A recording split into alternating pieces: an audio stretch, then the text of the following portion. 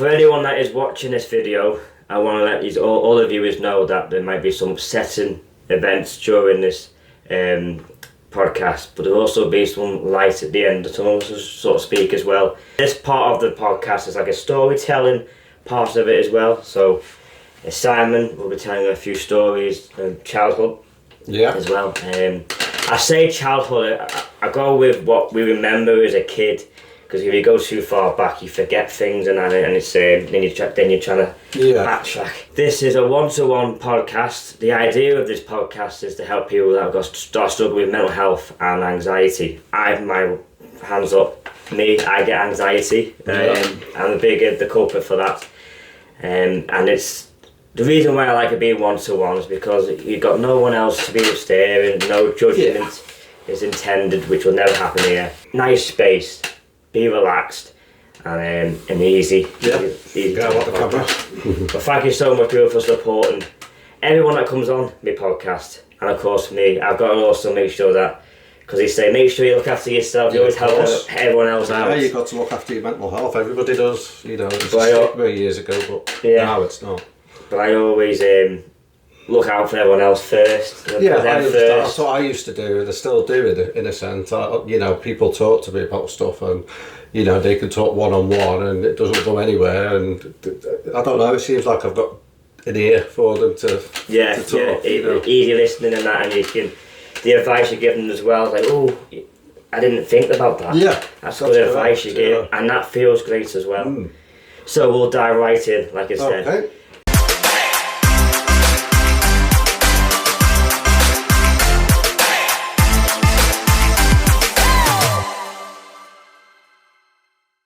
But again, thank you so much for supporting and helping my guests out and helping me out as well. Simon, welcome. Thank you very much for having me. No worries, and thank you for reaching out. So you found me on one of the social networks. I did, yeah. I found you on Facebook. Yeah, what a good tool it is to use. Brilliant, fantastic tool, yeah. Do you use it as well yourself? I do use Facebook. I use social media quite a lot, but I think sometimes social media is not a good tool to have. Sometimes I think coming off social media for probably a week or 2 weeks, maybe a few days for some people, is great for your mental health, because you see a lot of upsetting, a lot of bullying, a lot of other things, especially on TikTok, especially on maybe Instagram, but TikTok mainly. You get a lot of not very good, people hide behind the keyboard and you can say what they want behind a false name, and you get a lot of bullying on that. You get a lot of upsetting things put on that, and sometimes it's best to come away with it. I mean, I was talking to a girl yesterday. She's from Liverpool, and she was saying she put a post on actually, and it had these 4 or 5 men going into an inbox, turning around saying absolutely disgusting things to her, sexual innuendos, saying that her and her married partner was like brother and sister. It's just vile. I told her that I was doing a podcast today. I said, listen, if I can, I will speak out for you, because it affects their mental health as well. You know what I mean? You get them. Of course, these men just turn around saying absolutely vile. I mean, I can't even say it on podcast, but vile. Very vile. Well, there's no filter for these social medias and that, and it's scary, because obviously my nieces and nephews and other friends, their kids are on TikTok. Loads of people are on TikTok. Yeah. And there's the profanity on certain things. It's disgusting. I've heard it. There's no filter. These bots, and if you say something wrong, you get a warning, but then other people get away with it by going on lives and saying what they want. Saying the F word, saying this, that and the other, bullying a lot of people, you know what I mean? You get a lot of begging on there, which I just find absolutely ridiculous. But this she's a lovely woman as well, and she's got a really good TikTok, really good lives, and she's got amazing. She shows off her life type of thing with the general public, and it's a very, very good, and that's what you like about stuff TikTok. You don't want to see all this horrible negativity, you know what I mean? And it's not, because it's not good for your mental health. It's not. I can remember going to a psychologist once. Sorry, not a psychologist. a therapist once, and she said to me, come off social media for a month. And I did, and you know what? I found it absolutely amazing. Maybe say you come across a bullying video, you come across a horrible DV, domestic violence is just disgusting as well, so I'll put that out there. You know, men just, you know, I'm a man and it's just vile. You know what I mean? Domestic violence is a no-no. Bullying, inbox messages with all these sexual innuendos, I couldn't believe what these people were saying, you know. And I wouldn't mind, but it was like, she put the pictures on of them, because she can, it's her TikTok, but then I was on a live yesterday, and one of them was on a live. Yeah, right, yeah. And saying, you know what I mean? And these trolls behind, you know what I mean? And it's just like, but the algorithm is just like, as soon as you watch something which is disturbing or terrible, but it's one of them videos that, like, if it's about domestic violence or it's about something like that, you want to watch it to see what the actual person's gone through. And as soon as you watch one, then the algorithm goes, right, he's seeing that. Yeah. I'll put another one, you know, when he's scrolling through, another one comes up. So let's get to the juicy gossip of you as a kid, your kidulthood. My kidulthood, I had a great upbringing. You know, I've got two brothers older than me, so I was the third child. I was born in Dorchester, moved up here when I was about two, something like that. And to be honest, I could have stayed in Dorchester, because when my mum and dad were moving, they packed all the van up, and I was only a baby, and I was in the back garden asleep in the pram. They got in the van with all the stuff, I went halfway up the motorway. I thought, where's Simon? And he had to turn around and come back again. So anyway, that was a bit funny. Like, you know, we always talk about that sometimes. You know, but I had a great upbringing. We moved up to Uncle. My dad came up the army. We moved up to Uncle, and it was great. We didn't have much money, but I knew the values of life. I knew the values of money. Yeah. And that's how I brought my daughter up now, probably the values of everything. Yeah, of course. In and around life, you know what I mean? Because not everybody has got money, you know. And you know, my mum and dad tried the absolute hardest, and my mum and dad, do you know what? They're absolutely fantastic. They're amazing mum and dad. Anyone who knows me mum and dad will know that, and there'll be quite a few people who know me mum and dad, Jackie and Colin. I'm a carer for all them now as well, or for my dad. He's like, you know, can hardly walk now due to health issues. But yeah, I had a fantastic upbringing. Went to school at Brookvale Comprehensive, Brookie Comp. And I started to get backache, to be honest with you. I started to get a lot of back pain, and I thought, what's going on here? People were starting to notice me back, getting rounder. You know, I started to like bend over a bit more. And it was funny, because you never think that you'd get something like I got, because I found out that I had I'm not going to call it a disease, but I had a disorder called Schumann's disorder. It's a bit like scoliosis, a bit like kyphosis, which I had as well, kyphosis. I had to go to Liverpool Hospital. I went to different people. I went to physio and all that, and there was just nothing they could do. You know, it started to get worse and worse and worse. Eventually it ended up at 90 degrees. No. So I was like completely bent over. Big hump on my back. I got bullied a lot at school. You know, I got called hunchback, stupid names like that. It affected me. It really did. It affected me.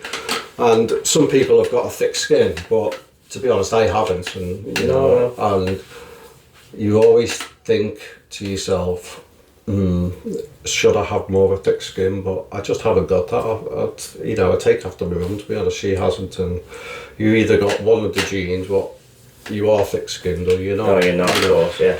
You'd have to excuse me while I'm sitting up and... No, that's fine. But yeah, I eventually went to the Royal, see the spinal surgeon there, and he said, yep, you've got Schumann's kyphosis. There's not much we can do at the moment, we'll just sit and wait, because when you have kyphosis or scoliosis. The scoliosis is an S shape, kyphosis, bent over, and eventually it'll just get worse and worse and worse until you have surgery. You know, if you don't catch scoliosis when you're younger, you know, because scoliosis is a progressive disease, and unless you catch it and get braced and put a brace on, and then that'll straighten your back, you just won't. You know, it won't. It just won't go away. No. It's not like, you know, a broken arm or something like that. So yeah, so I went to see a couple of other surgeons. I went to a couple of private. I went down to Harley Street in London. I paid a lot of money to see this fella because I'd done my homework. And he was the surgeon what done Princess Eugenia's operation because she had the same disease. The same disease. Yeah. And he turned around and said, "No, sorry, Mr. Wainwright, we're not going to do anything. We can't do anything." And I said, "Why?" And there's certain things that they won't operate on if they don't need to, for one. Two, if you've got, you know, because they do all different, when they look at you and all that. I mean, when they looked at me, he went like that, "Can you go forward?" I went forward and he said, "Can you feel pain in the bottom?" You either say yes or no, and I did. Yeah. I said yes, and he went, "Sorry, we can't do it." And I said, "Why?" And he said, "Because if we straighten you up, your hip's going to go like that forward." He said, "And you've got pain now, so imagine what it's going to be like when you've got all rods and screws in your spine." So, disappointed, came away upset, you know, thinking that this is never going to be sorted. Yeah. And then I carried on seeing the surgeon in the Royal. And then eventually he turned around, and it was out of his remit, to be honest with you. He couldn't, it's a big operation, you know what I mean? It's a huge operation. So I went to see this surgeon called Brad Williamson in Salford, the Royal. He was the president of the Scoliosis Society, so I went to see him due to his credentials, and, you know, what he's done before. To be honest, I wish I never. He done MRI and a CT scan, and then he said, "Yeah, all right, I'll do your operation." Wasn't really keen on him. He was a bit snotty, bit arrogant, yeah, very arrogant. So, but he was going to do something, so I was like, fantastic, you know what I mean? He's going to do something. So I had these tests done, and he said, we'll pencil you in for the operating list next year or the year after, because it's a long wait. So I had all these tests done, and the operation date came through. Nervous. Yeah. Very nervous. Because it's, as I said, it's not a simple operation. An hour. It's like a 10, 11, 12-hour operation. Yeah. So eventually I got my operation date, and Mum and Dad took me in, and I went in, and he came round, and he turned around and said, "Any spots on your back? Because you can't do it if you've got any acne or whatever like that, because, you know, the pus, whatever, can cause an infection. And that can be a nightmare because you have to have all your rods out and your screws out and all that." So he told me about the operation, and that was that he'd cut me from here all the way down, which I've got massive scars on my back, and he would put 18, 19 screws in my back, which are pedicle screws about this big, and two 18-inch rods in my spine. So two 18-inch rods, pedicle screws each side, and then they would cantilever, so they'd get another surgeon to cantilever my spine like that, put them in. I woke up, I was very nervous. He was very arrogant. I can remember when I was going out to theatre and the porters coming and the nurse come to take me down. I was just outside theatre, and he came strutting out of theatre in his normal clothes. Didn't say hello to me. He turned around to one of the nurses and said, "Give me a ring when you're ready with him." Then he put me under anaesthetic, and that takes a while because you have to put all these stuff in you, and you have to put you off to sleep and make sure you're stable and all that. Yeah. So yeah, I woke up, I was in a lot of pain, as you would be. I had a epidural because they do different kinds of pain relief afterwards. So some surgeons do epidural, so it's just like a woman giving birth, so they unnumb you all the way. Some, I had a PCA, which is a patient-controlled, medicine thing. So you press a button and you get loads of medicine put in you, with a pump. So I had that as well, but I was completely numb. But it starts wearing off as well. You know what I mean? They start to cut it down, and they start to cut it down pretty quickly. So it was like overnight type of thing.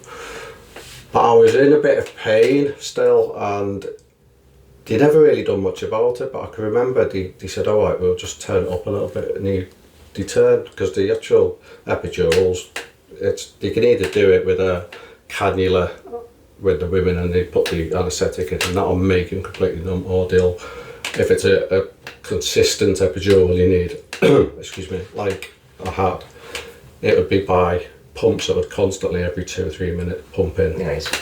He turned it up and he pumped it in, and I was struggling to swallow, and I was like, I called the nurse, and they turned it up that much that I was going numb up to here, so I couldn't feel your neck or anything. I couldn't feel me larynx. I couldn't feel me, and it was horrible. I went to the ward after being in intensive care, and I seen this surgeon Brad about twice. He came round on his morning, doctor's duties type of thing, and he was arrogant. He was a bully.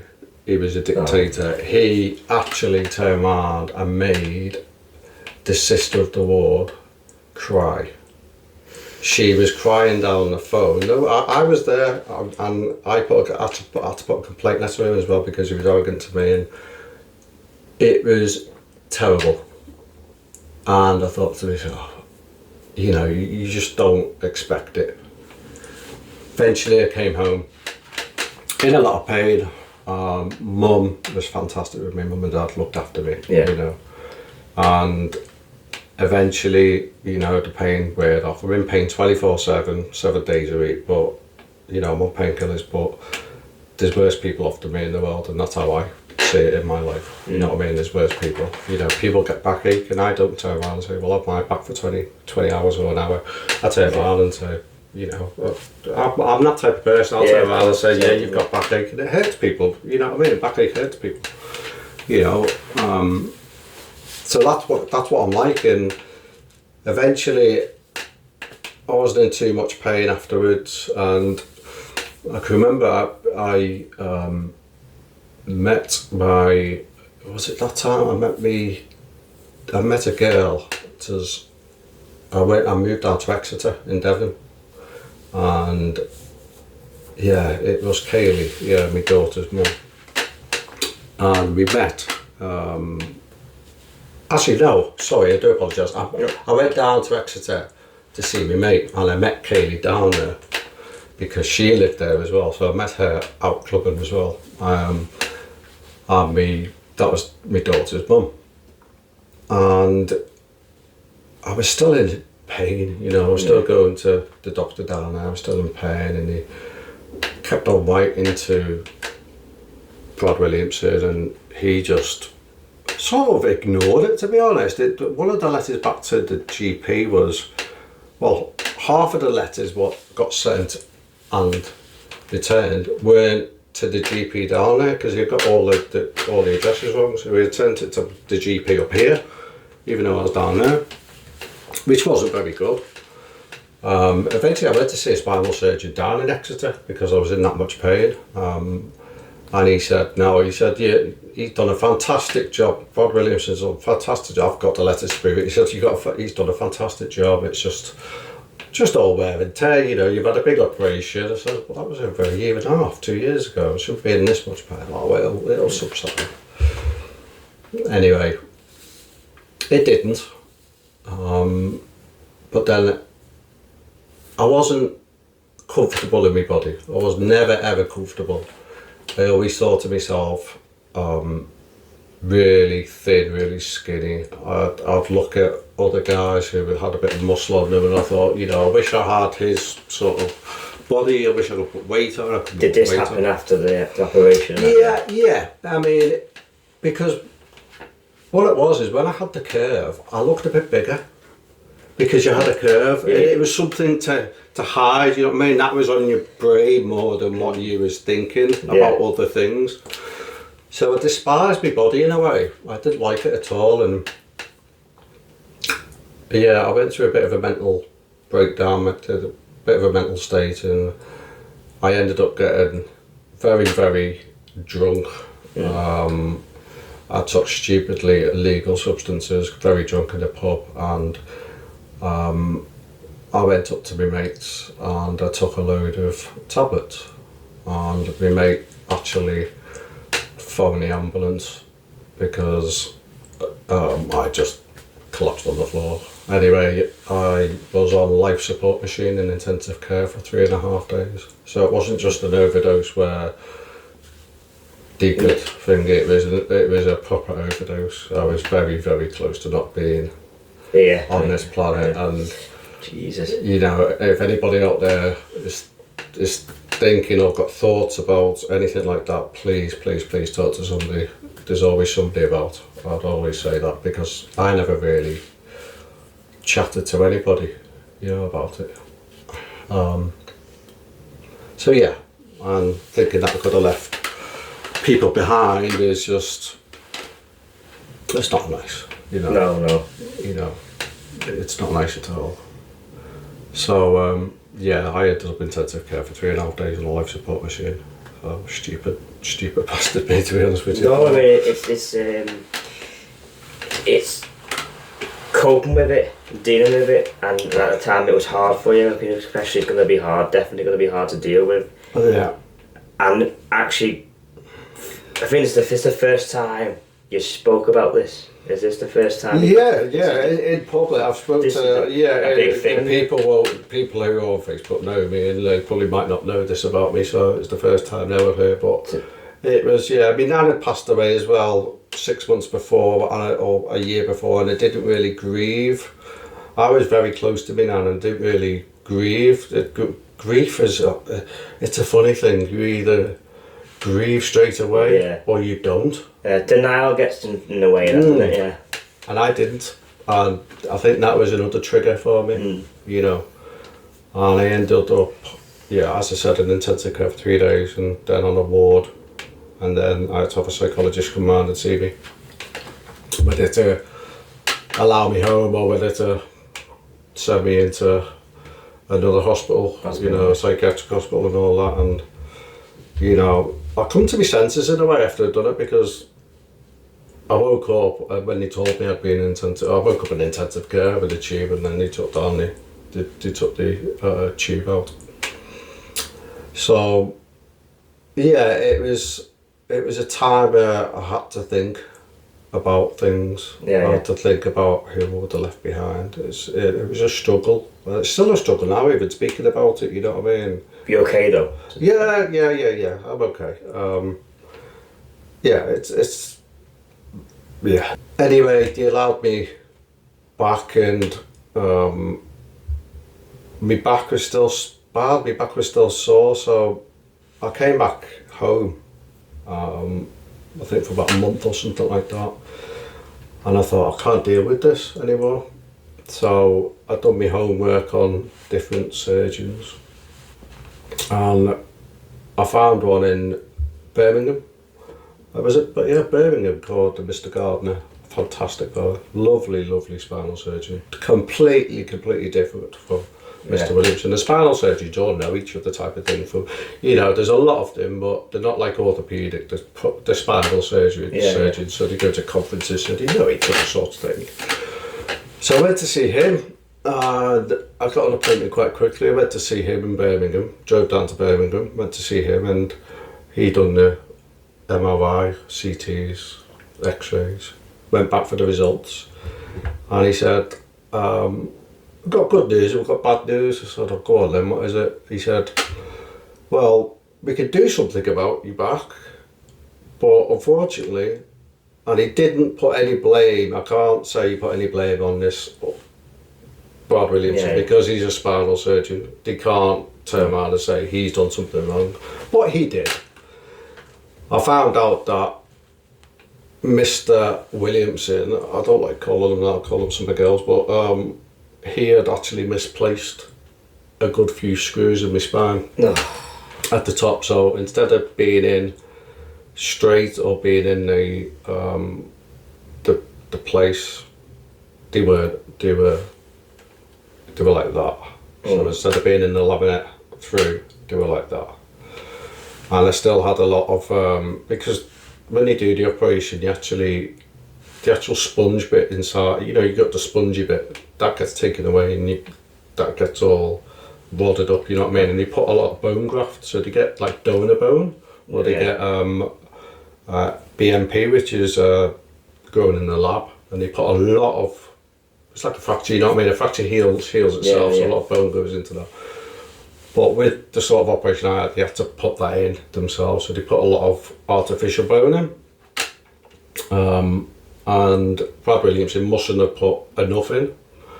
And he said that, you're not fused much either. We need to go in again, you need to have another operation, which was a bit of a shock. But I thought to myself, well, at least something's getting done. That's the cause of the pain.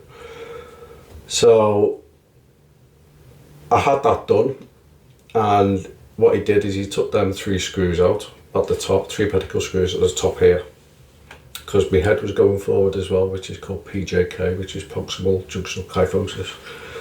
And I woke up from that. That was a 9-hour operation again, you know what I mean? Because he had to go in again through the scar, what I first previously had.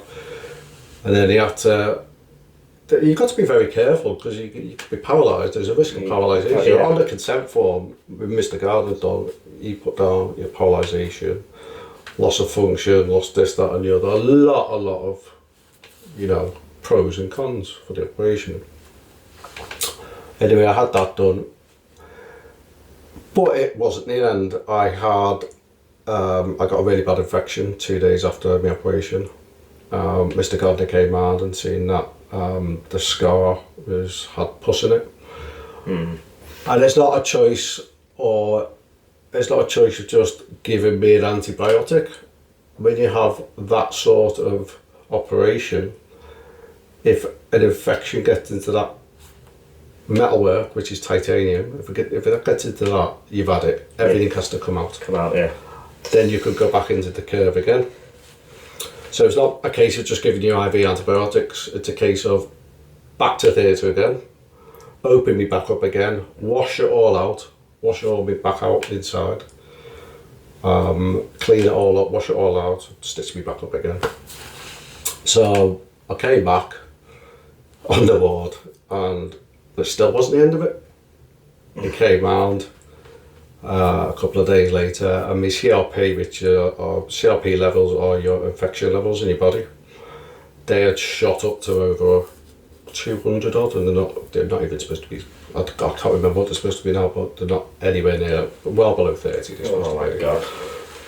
Anyway, another night, I was just gutted. I was in a lot of pain then.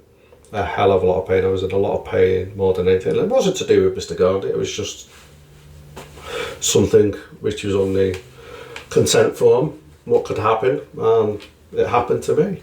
So eventually I had 6 more operations. So in all, that was 7 or 8 operations in all. First one, then the second one, to take these screws out, what had been misplaced by the first surgeon. And I was in hospital for about 9 months. I was in hospital over Christmas, I was in hospital over New Year. It was an awful time. I had to have, as I said, a lot more operations. He had to get the plastic surgeon in from another hospital. He came round and he said, we need to operate again, Mr. Wainwright. He had to cut me all open, and he had to pull the muscle from the top here all the way down to the bottom, and then he put what's called a skin graft, a skin flap. And they'd done the skin flap and that broke down. So my luck was not in No, at all. especially through seasonal events as well. Exactly. And eventually that was 9 months of loads of operations, all IV antibiotic. I was in not much of a state, and when you're in that state, your mental health is just deteriorates so much. Go through the roof. Well, yeah, and I was like, I said, no, so I'm going, I'm discharging. So she had to phone me mum up. And don't forget, my mum and dad had to come all the way from Runcorn to Birmingham. Not every day, didn't expect them to. And I was really down. I got that down. He had to bring somebody in to talk to me about it, because I said I was just going to leave hospital. I didn't want this anymore because my mental health was so low. It was rock bottom, just like it was before. It was because I was disgusted with my body. I hated my body. I hid away in my bedroom. I didn't like myself whatsoever, and I was just a recluse in my own body. I was a recluse in my bedroom. I didn't go out. I was wearing, because I was straightened up, and because then I went back down to care when I was thin, I wasn't eating. I used to wear like 4 t-shirts under a t-shirt to make myself look bigger. Yeah. I got an opportunity. Gok Wan, How to Look Good Naked. People might know the show. Gok Wan was a presenter, stylist, what he was, but I didn't really have the best of times with him, to be honest with you, but I can't really say much for legal reasons and stuff like that. But I eventually got the opportunity. There was an application, because he had done all women. So he'd done the show, How to Look Good Naked, was mainly women, and that was transforming them in a fashion way and a mental attitude way to make themselves and feel good about themselves. And my ex, the girl I was seeing at the time, filled the form in and sent it off for me. I was like, oh, you never get on that, you know what I mean? But I was desperate. I was desperate for help. That's it, yeah. Being desperate for help, you'd do anything. You know what I mean? I tried asking people who are seeing, psychologists, say CBT or something like that. I just couldn't do it when they said, yeah, you got CBT, but it'll take years to come through, it'll take months to come through. See that long wait, yeah. And you just get worse in yourself. And as you know, as you've just pointed out, and I'm really sorry to hear that you've been through it. I hope you're a bit better now. No, yeah, a lot better now, yeah. I get the little anxiety now and again, but that will always stay with me, I think. Yeah. It always seems to stay with you, and that. Yeah. You get defence mechanisms, don't you? Yeah. And that's what I think you have to, your body just adjusts and gets this defence mechanism and this ability to turn around and think, well, do you know what? I don't really care what other people think. No, I did do.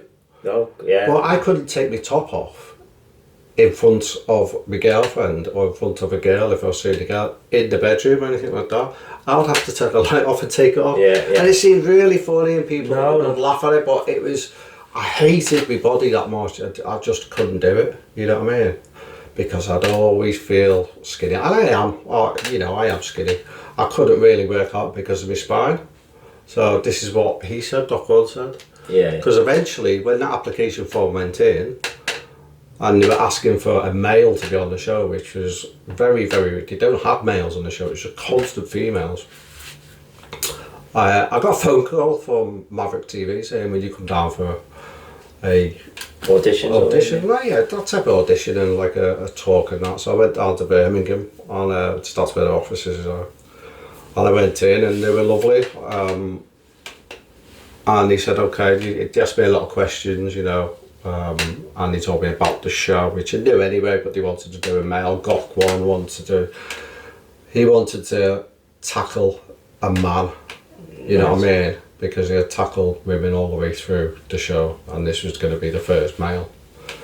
I think he might have made a bit of a mistake though, to be honest with you, trying to tackle a male, because I was a bit of a hard ball to change, if you know what I mean. With what you were going through and then going into the show, overwhelming? Yeah, very overwhelming. Very upsetting in a sense as well, because eventually they said, yes, we want you to be on the show. And I was like, whoa. You weren't expecting it? No, what the hell? I wasn't expecting it. I was hoping in the back of my head, but I wasn't expecting it, you know. And it was quite surreal, really, because they actually came up to film and they filmed in my house. Oh, and so they filmed over 7 months. 7 months filming. Wow. I wasn't allowed to have my hair cut. Oh. I wasn't allowed to do that because they wanted it cut at the end by a professional stylist. And he was lovely. He was hairdresser of the year. He was fantastic. Mr. Stevens, lovely fellow he was. And yeah, they filmed up at my house, asking lots of questions, interviewing my mum and dad, interviewing me, doing different takes, different scenes. And then every week and a half, I'd have to go down to somewhere else. So I filmed in Birmingham, I filmed in London, I filmed in Newcastle. Oh wow. I never got to know what they were filming first, never got to know what they wanted me to do. Oh yeah. And I can remember I went down to, I went up to Newcastle. He asked me to go up to Newcastle. And I went up to Newcastle and he said to me, I'd done a little bit of filming by the train station. And he said, Simon, I'm going to take you out for a drink. He said, you know, the crew's going to come out with me, I'm going to take you out for a beer. So I said, oh, brilliant sound. So they put me up in a hotel and paid for trains and everything like that. And because they started filming and because I got onto the show, I started to feel a little bit more confident in myself. Yeah, yeah. You know what I mean? Because something's happening, something they're doing, you know, and I thought to myself, this could be, you know, the attitude change. Yeah, exactly. This could work. Yeah. Yeah, exactly. So I went up to Newcastle and when he said I'll take you off for a drink, I went to I believed him, believed every word he said. And we got into this bar. I thought, oh right, okay, a really busy bar. You know, must have a couple of hundred people in there on a Friday night, and got a pint. Had a chat. He said, "How you doing, Simon?" I said, "Fine. It's not too bad." You know, started to get there.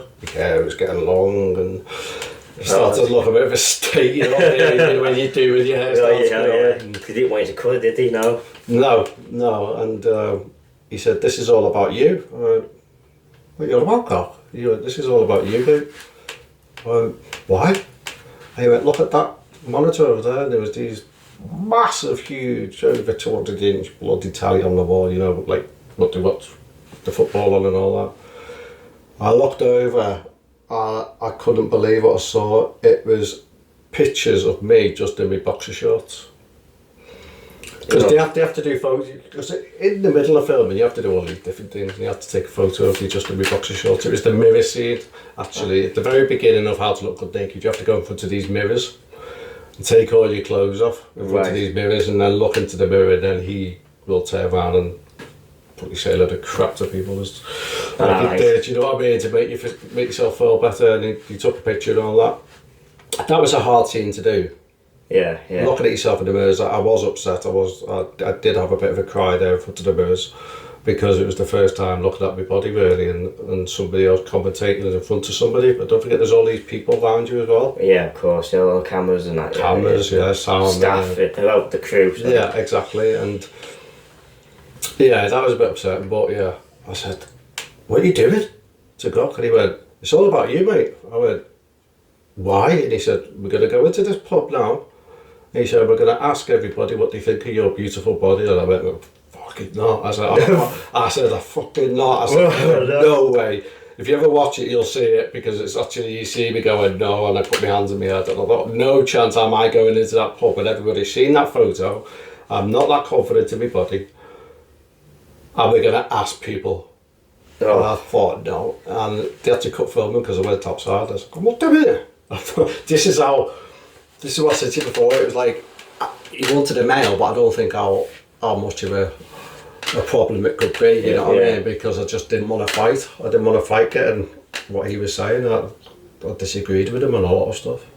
Eventually I done it, went into this world, and he started asking people, and they started having really good comments about me, and I'm sure even to this day that they paid these people, or they went into that pub beforehand, the researcher or something like that, and said, right, can we interview you about this person, you know, and will you just say that, yeah, he's got a good body, or he's got a, you know, he's got an okay figure, he's not skinny. Because the way they actually said, the way they responded, sorry, you know what I mean? Yeah, it's the way they filmed it as well, because I went into this back at the bar, and he said to the barman about it, he said, oh, he's got the same body as me, and I thought, okay, that's the first comment, I'll take that, you know what I mean? You start feeling a bit more confident when people say something nice. And it's really, really weird. If somebody says something nice to you, even if you're out, even if you're not filming, or even if you're out, somebody says something nice, or you have a chat and all that, it makes you feel more confident. People get more confident. And then comfortable around it. Exactly. And I went in, and then went up to these other girls, went up to these two, I thought, oh. And these two girls were quite fit as well. I thought, yeah, these are lovely, these two girls, they're going to start criticising my body or whatever like that. And he said, no, he's got a nice body, he's a little bit athletic, but he's not big, but we don't mind that. He said, but keep bum, because he could see me with boxer shorts. Oh, yeah. I thought, well, there's my confidence gone up a bit more. I went to sit down with these other girls. I thought, oh, come on. These are going to say something. No, said something really nice, and I thought, hang on. I thought to myself, it didn't click on. It was afterwards, you know, a good year afterwards, when you watch the show, it's still on More 4 now, and I'm like, after 12, 14 years, it's still on TV now. People can watch it, you know what I mean? And I'm like, if you do want to watch it, series 4, episode 10. The link will be on the video, if that's fine. If you want to see my bum, please tune in. I don't think you will, like, but yeah, you know what I mean? But yeah, eventually the catwalk was coming up, and they had to do a naked photograph in Birmingham again. It was in this set, and I went in and I was absolutely crapping it, because it was a proper naked photograph with nothing on whatsoever. And I went in. Anyway, eventually I got my kit off, and there was the female photographer, and there was a couple of other people, but they weren't, you know, there was not that many in there when you have a photo like that done. Anyway, I had to cover up type of thing, but they'd done the naked photograph. And I felt really liberated with it. I felt really good, because I'd actually gone through and done it, you know what I mean? And he said, how do you feel? And I went, I feel absolutely fantastic. And I did, because I'd done something what I'd never ever dream of. Coming out of a comfort zone, isn't it? Big comfort zone. Yeah. Coming out of your little shell, your little mental shell, your bedroom, staying in all the time, and then doing something like that is just massive, you know what I mean? So your mental health starts to get better, you start feeling better. Endorphins and all that kind of Yeah, exactly. And eventually I went to do my catwalk, but a few days before I had to have my hair cut. And Jamie Stevens, the hairdresser, it was me, Gok, and Jamie Stevens, and he's a good hairdresser, he's a celebrity hairdresser. He'd done a lot of the X Factor contestants, he'd done a lot of TV work. And Gok Wan said to me, so what do you think we should do with this barnet? Because my hair was down here by then, you know what I mean, it was awful. And he said, well, I'll just cut it like mine, dead short. I thought, you're not cutting it dead short. I argued him on scale. I said, you're not cutting it short now. I just want it like that. I don't want to look anything, because it looks too short, it looks terrible with it. So I had a little bit of a do it. I started, then it all got to me.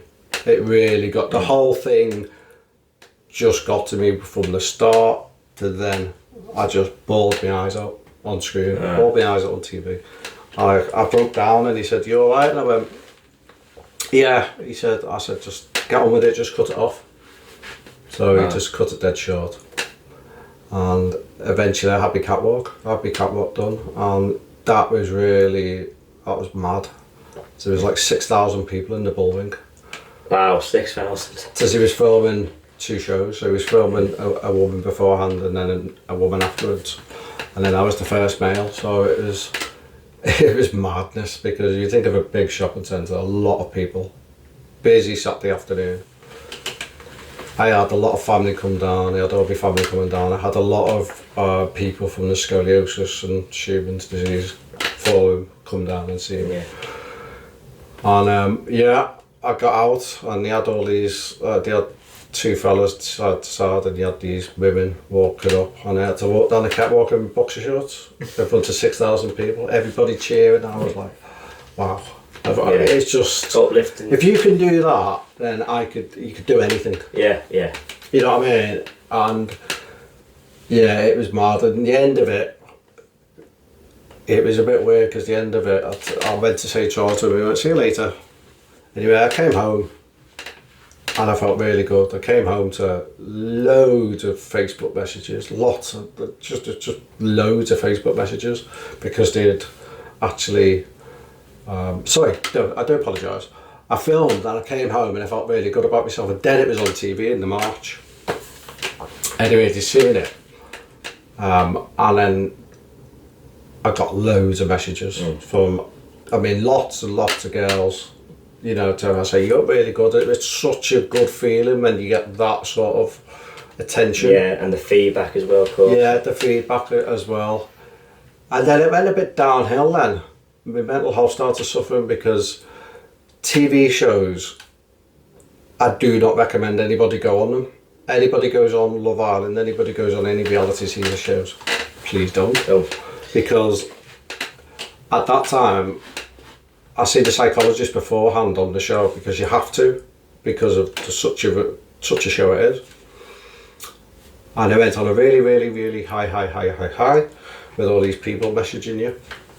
And then there was no aftercare.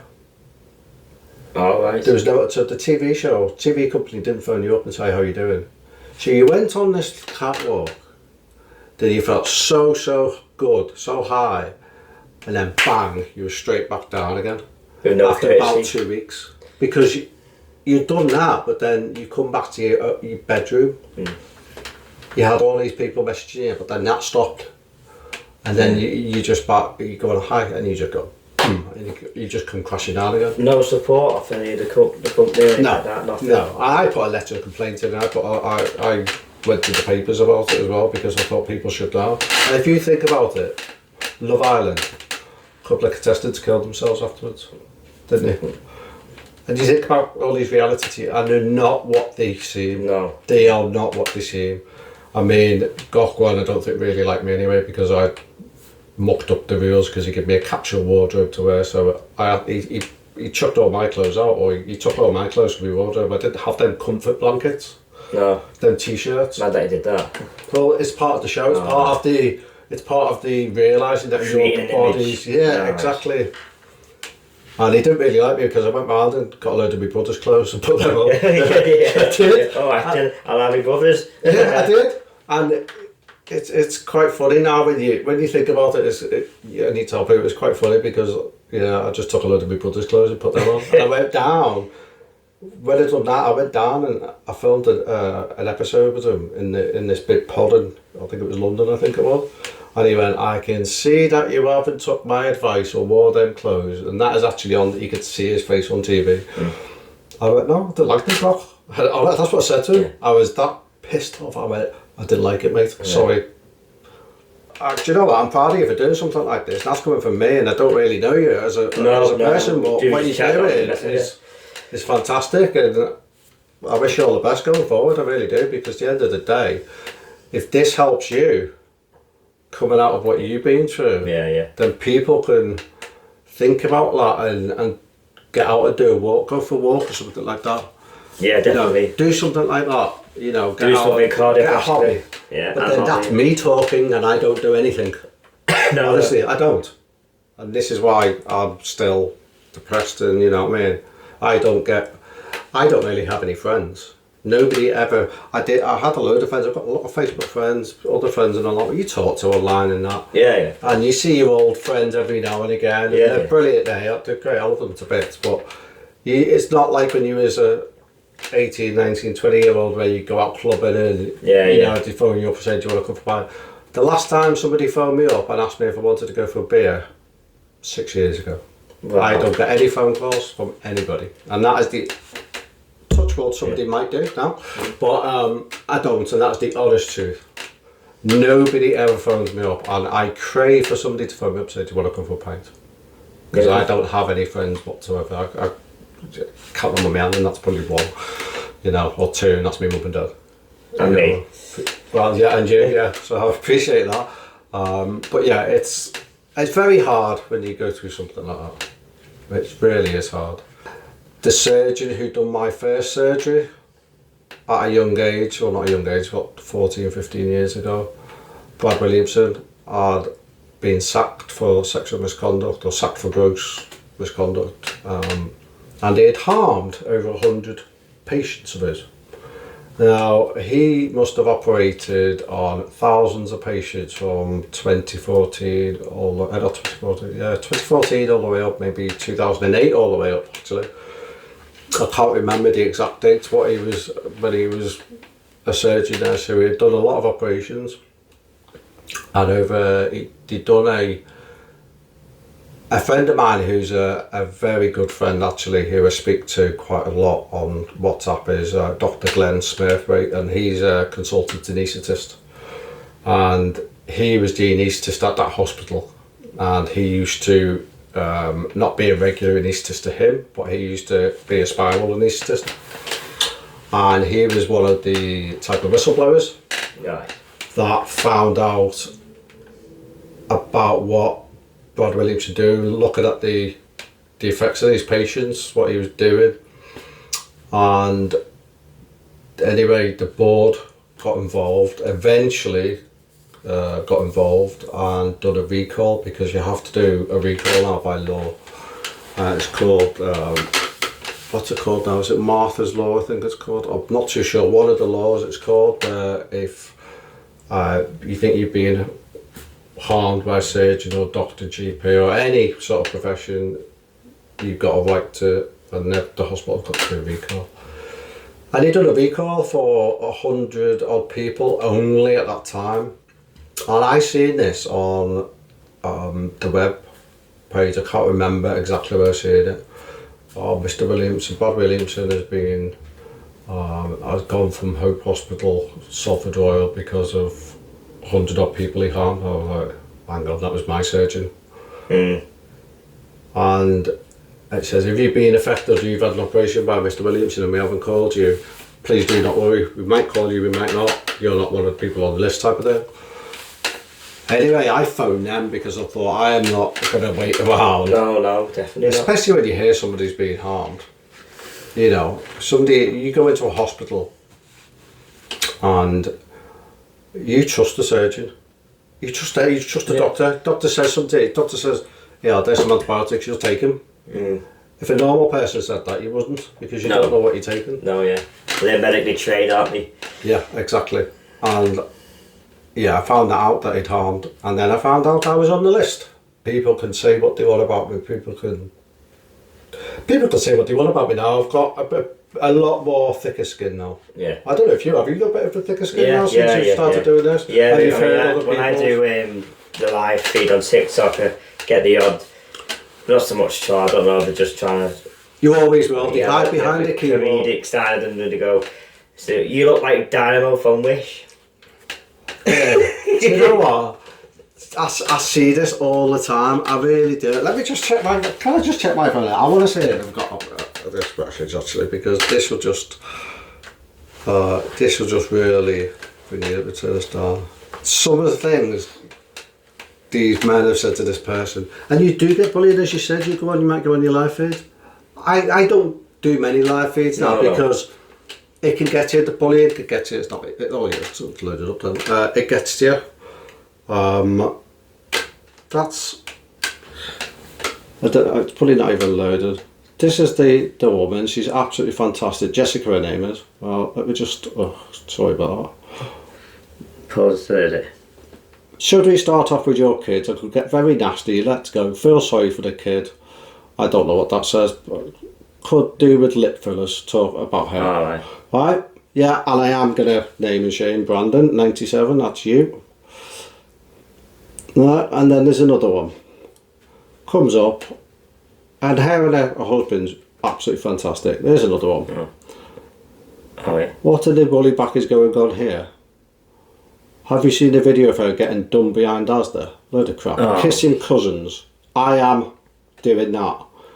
It's white and creepy. Hope you don't mind me doing it over you. Oh, that is vile. Vile, yeah. And that is Mac J96. Oh. So it's just vile. And this is what social media can be like.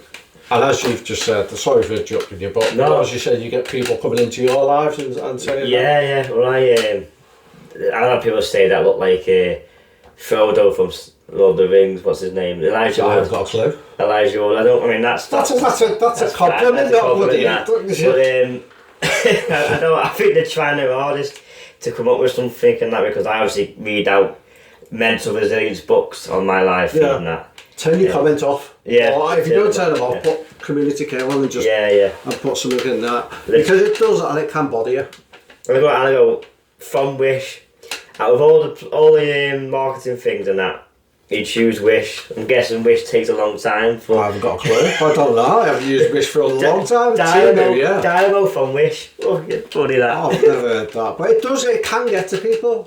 This is why I don't go live, and it probably does to me, because I'm a soft bastard, me, and you know what I mean. It will get to me, because even though I've just said thick skin and you have to thingy, but this is different. This is people saying something about you who haven't got a name, who are hiding behind a keyboard, got nothing better to do, calling you this, that and the other.